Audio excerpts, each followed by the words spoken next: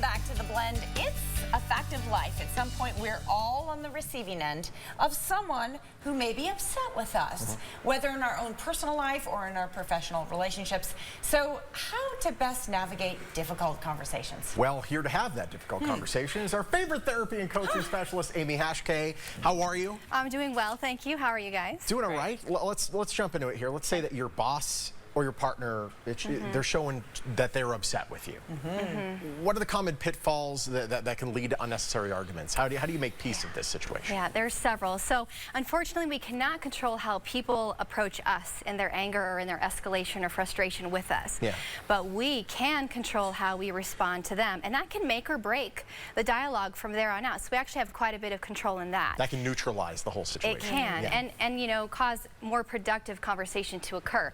But one thing to avoid is the use of trigger statements. Okay? Trigger statements. So these are commanding and demanding statements that, you know, something like calm down, it's not that big of a deal, you always or you never. That's going to take something that's, you know, merely simmering maybe and take it straight up to a boiling point. Yeah, or how about the sort of, the relax.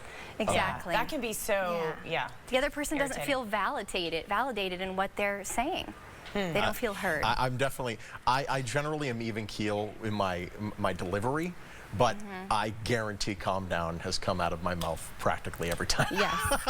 So that's not good at all. Well, it can be kind of condescending. A little bit, right? yeah. When someone, but it is really difficult because you can physically feel it when someone's coming at you with anger, can't you? I mean, it's like visceral. Your body reacts, and so the tendency is to want to respond.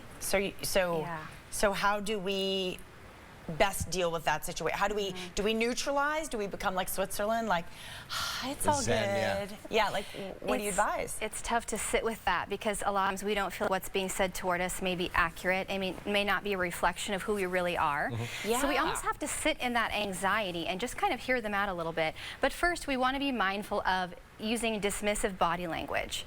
So for example, turning yourself away with someone who's trying to speak with you, or losing eye contact, only using selective attention, you know, looking at your phone up and down. It basically implicitly says, I really don't care about what you have to say, it's not important to me, right? Escalation from there. Yeah. Do you think this is too much?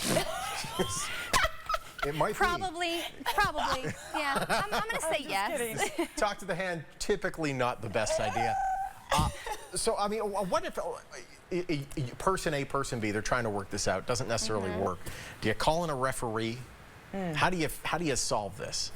The first step, really, before you have to call in the third party like myself, is to try to solve it on your own. So you want to simply listen. And that sounds so simple, but it's actually really challenging when you're in the heat of that moment and you want to say your piece and you're ready to defend yourself and your case. Simply listening. Just let them get it off of their chest. And that creates a nice foundation where they're like, okay, they're at least hearing what I have to say. But you know what though, finding somebody like yourself across the room from the two people can kind of be that mediator, that guiding light to say, you know what, hold on one second, let's hear what they have to say.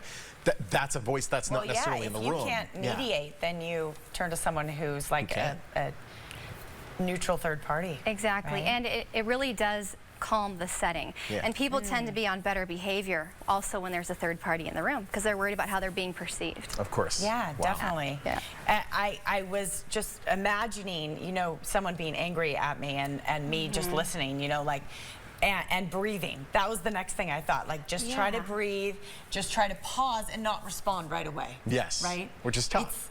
And you and I were talking about road rage the other day, and this right? Can you drive with me? Yeah. I'm not sure I'm much better in that department. Oh, here we go. See, Vegas is pretty amazing. If people want to be able to get in touch with you, how do they do so? They can find me at amyhachquet.com. I'm also on Instagram, Facebook, Twitter, YouTube, all the social. Awesome. So, cool. Very cool. It's great having you, Amy. Thank you. It's good to be back. All Interesting topic. And again, your insight truly helpful. You want to contact Amy. Her website is amyhachquet.com. You can also connect with her on social media at Amy Hachquet across all of them. She got them all. Hey, slide in a spring at Cowabunga.